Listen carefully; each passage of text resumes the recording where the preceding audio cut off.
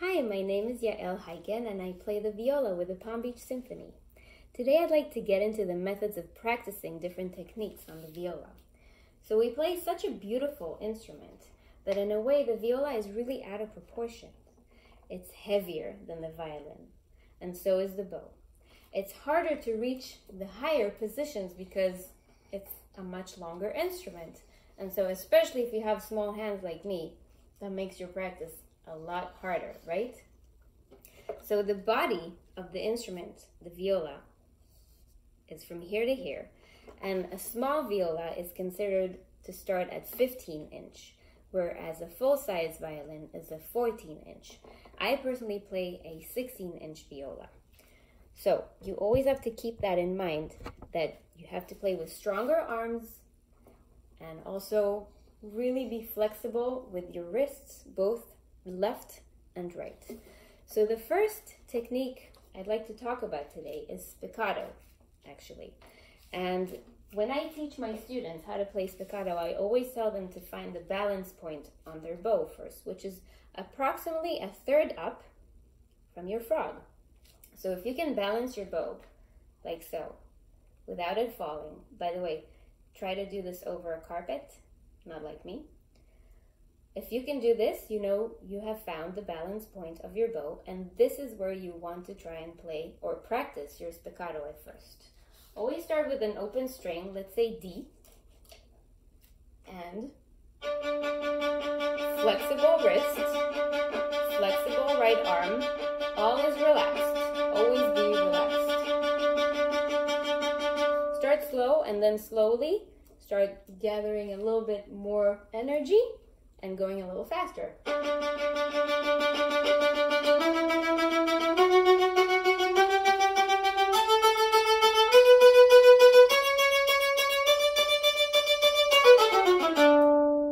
You can always try this on the lower strings once you've mastered a little bit more the higher strings, because the lower strings are harder because we have to lift our elbow a little bit higher. So, balance point and heavier right hand.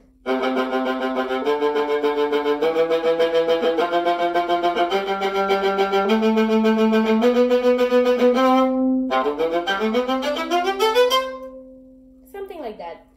I still practice staccato all the time because it's a technique that's really difficult to master. So don't give up, keep practicing. The next thing I'm going to talk about is smooth bow changes. So sometimes when we play a soft piece of music, it's really difficult to make the bow changes inaudible. And what I suggest to do is when you go on a down bow, you try to put more pressure on your pinky.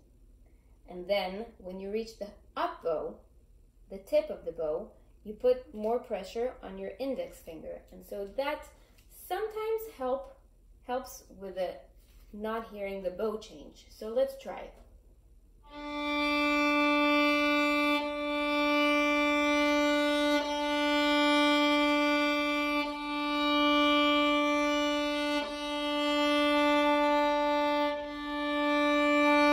It's very difficult to make it inaudible, but putting pressure at the tip of the bow with your index finger versus putting pressure on the pinky when you go on a down bow sometimes helps to make that sound a little bit less audible, just that bow change a little bit less inaudible.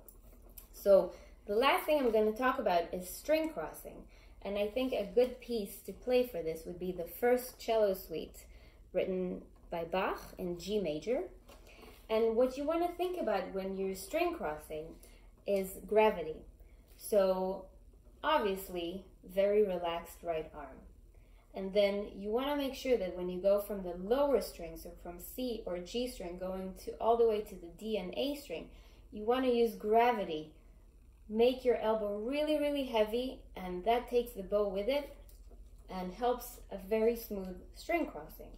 So.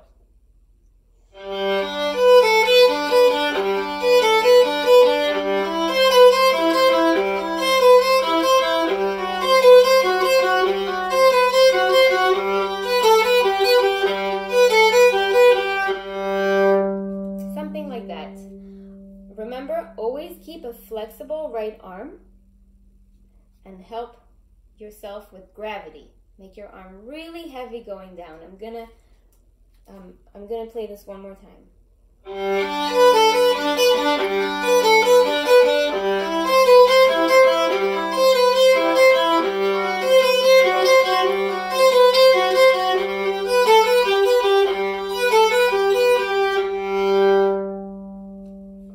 Okay, so that's it for technique practicing today.